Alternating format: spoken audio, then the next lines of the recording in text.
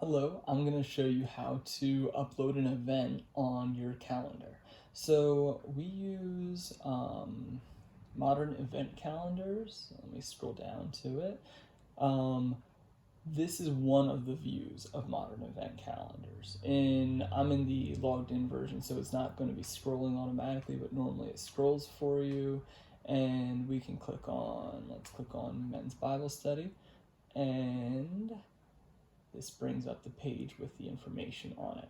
This is just an example for you to see what it looks like. Give a little breakdown. This is the title. This is the content that's written about it, the date, the time, the location, the category, and category is very important. Definitely remember that. I'll be showing you how to make all of this stuff then. And then there's a cool thing where you can share the event.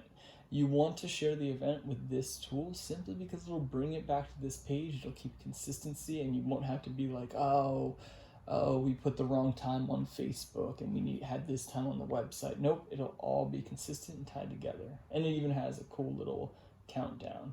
And there is a ton of ways to show events. You can show a single event, you can show multiple events. There's a bunch of different ways. I'm not going to be able to get into that simply because you don't want to watch a 2 hour long video, but I am going to show you how to create an event. So let's go over here to Modern Events Calendar, and right here you would click Add Event. Now it's going to bring up a new event page. I'm going to type in example event and event content. Boom. All right, let's look at a preview of what that looks like. Just doing that editing. That's the title, that's the content.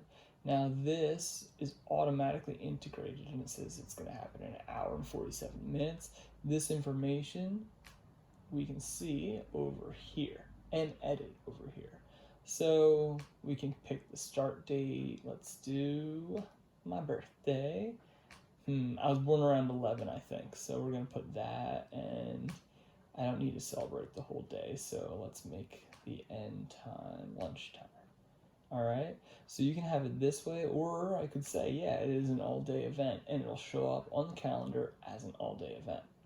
Or you can hide the event time if you don't want people knowing the exact time, not sure on the time just yet. You can hide the event end time if you're like, hey, it starts then, but if people want to hang out and talk, stay longer, you have that option. Very important right here, you want to select the category. We'll build these out, but you can also add more categories, and they play a major role then later on in where they show up. So for instance, say I have a men's ministry page, I actually will create a men's calendar that pulls in anything that selects men's ministry. All right, so that plays a role in the integration on multiple pages. So I might have this selecting men's ministry, but on the home page I have all the events displayed. So this will show up just on the men's ministry page and on the home page and the calendar page. That's to make it integrate into where you want it to be located. So then it's showing in front of people that want to see it, rather than having the women's ministry event showing up on the men's ministry page. That's just like not useful.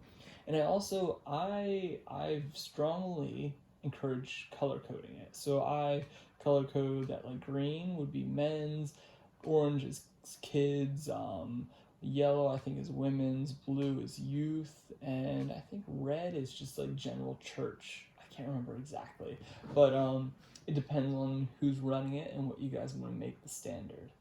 But there's a bunch of different tabs here. So my birthday repeats yearly, so I'm gonna select yearly. Boom, that's set up. Now there's different ways that you can set up repeating, because sometimes you're like, oh, we have it on the first and third Tuesdays. That's when we have men's Bible study. You can actually go in here and select it. First and third Tuesday.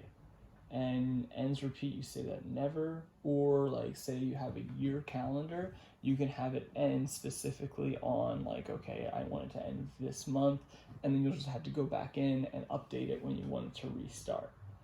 And yeah, there's so many options in the way that you can have it displayed in the calendar.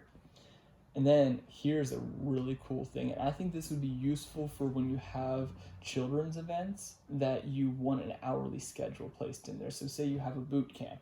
In that boot camp, you want the hourly schedule so then parents that are bringing their students know what's happening. They're aware of what's going on. You can have it broken up by day, by hour, have the whole schedule listed in there for them to know.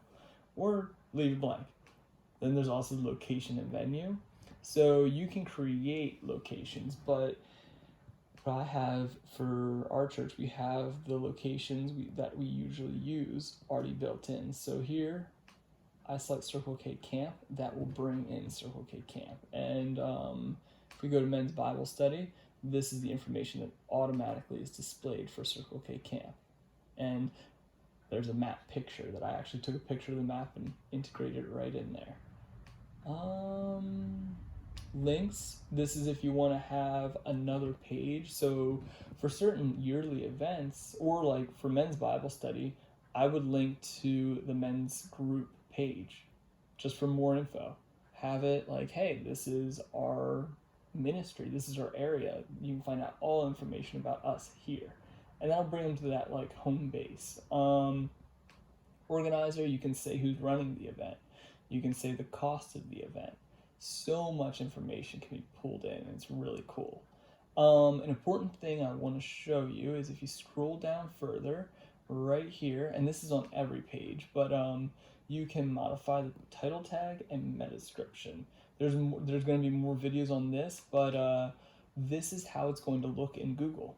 So say I want guys that are searching for let's go with a women's retreat, for instance. A women's retreat is happening and it's like well known all across the area.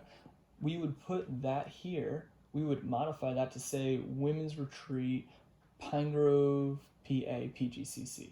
We maybe put it that way, and then also have a description down here in the meta description saying about the event, because then we can get people that say they go to another church but want to go to this retreat, they can find that retreat right there. So that's a little cool little thing there that you can show up in Google the way you want it to show up. What else? Oh, you can like attach flyers, technically right here you can add a form so that they can actually fill out a form, and then with that way you know who is going to the event. One of the things I did for our senior high retreat that happened last month, I had added a flyer in. So I added it here, I added it here, and I added it here. Right here, this is actually integrated with the event, but what I noticed on mobile is the flyer is way down on the page, the button for it. So if you know a little bit of coding, if you look at the coding videos, the adding a button to see flyer, that's very simple, and I added it there simply so it would show up higher when people are looking at it on their phone. And this has all the information and the activity participation agreement that they needed to be able to go to the event. So hopping back to the new event, one last thing I want to show you is the image. So you can set a featured image. It brings in an image just like any other page would. Here is the Men's Bible Study image. You'll notice it's small and a little awkwardly placed. That's just with how the settings, what they look like. And I keep it small simply because this is like 150 by 150 pixels. You can edit it in WordPress. I try and get it beforehand just because it's easier that way. But if we go to the home page, it also keeps the images from getting massive and making the calendar plugin huge on the page. So some of these I even feel like are still too big, but it wouldn't allow me to go smaller. Like the Women's Bible Study, their logo is a bit long, but it still works. I got it shrink down. Ooh, I got a text over here. But that's something you can mess with, and definitely go in, experiment, create a fake event, post it, maybe put the event like 3 months out, and view it and see what it looks like.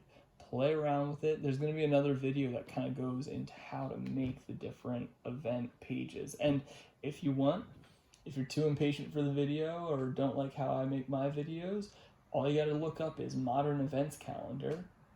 I'm gonna leave and not save that event since it's an example event. Nobody needs to know about my birthday. But Modern Events Calendar, and it's the free version, that's why it's called Lite. Modern Events Calendar, go on YouTube. There are so many videos. That's how I learned all of this. So many videos giving information about how to use it correctly, ways you can modify it. You can tell there's a ton of tabs over here. So really dig in, play with it, but learn the basics first. Learn the basics so then when somebody's like, hey, the women's group is having this event, you can put the women's group event up. It automatically takes the images down. Everything works well together, and it's pretty cool. Yeah, dive in. Thanks.